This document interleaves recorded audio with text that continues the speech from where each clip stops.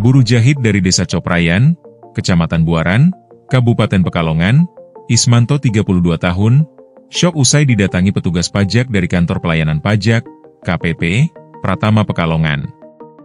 Buruh jahit ini kaget saat diklarifikasi petugas pajak jika dirinya pernah melakukan transaksi senilai 2,9 miliar rupiah.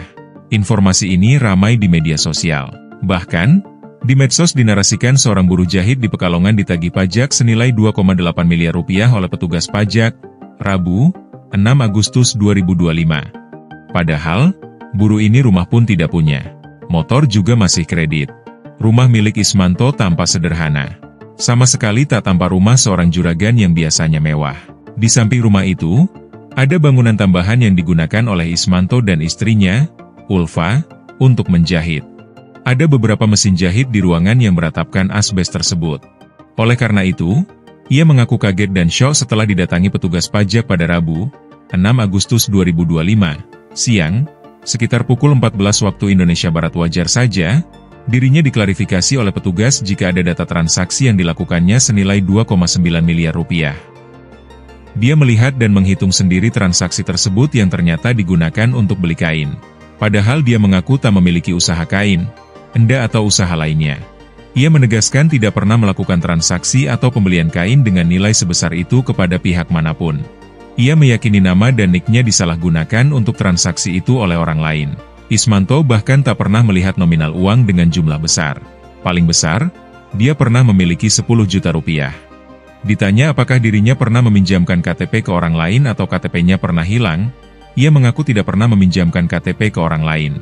KTP-nya juga tidak pernah hilang. Ia pun mengaku tidak memiliki NPWP. Sementara itu, Kepala KPP Pratama Pekalongan, Subandi, dikonfirmasi terpisah membenarkan jika petugas KPP Pratama Pekalongan telah mendatangi wajib pajak di Desa Coprayan tersebut. Surat yang beredar di medsos pun diterbitkan oleh KPP Pratama Pekalongan.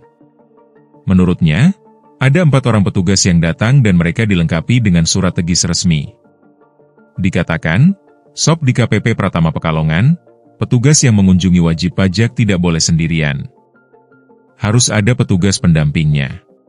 Pak, mungkin izin bisa dijelaskan terkait viralnya peristiwa penarikan pajak yang di medsos lagi ramai itu seperti apa Pak sebenarnya Pak? Terima kasih ini saya Subandi sekali Kepala KPP Pratama Pekalongan ingin menyampaikan kejutan bahwa sebenarnya memang betul surat itu diterbitkan oleh KPP Pratama Pekalongan resmi, betul. Dan memang betul pada saat hari Rabu siang itu teman-teman dari kami mendatangi wajib pajak sebagaimana tertuju dalam surat tersebut.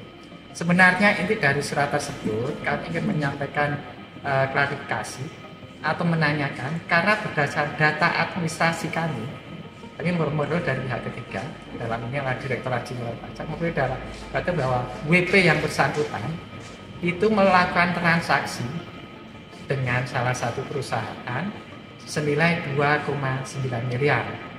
Nilai transaksi, bukan nilai pajaknya.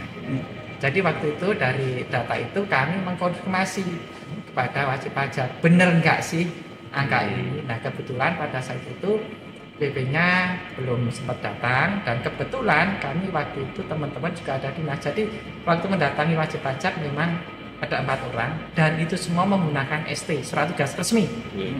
Karena memang kenapa 4? Karena memang kami ya tentunya ada keterbatasan ada prasarana lah, misalnya transportasi, kemudian ada efisiensi. Sehingga ketika kami satu jalan itu tidak bisa kok hanya satu wajib pajak, tapi berbarengan. Sehingga ada 4 itu dan memang SOP di kami bahwa kalau menguji wajib pajak jangan sendirian, harus ada pendampingnya. Nah itulah 4 orang itu.